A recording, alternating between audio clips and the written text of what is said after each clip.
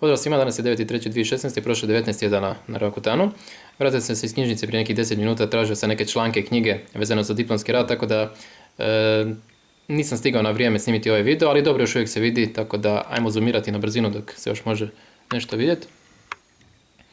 Lijeva strana puno bolja, nema akni, ali crvenilo još uvijek, dobro, tu je malo prisutno.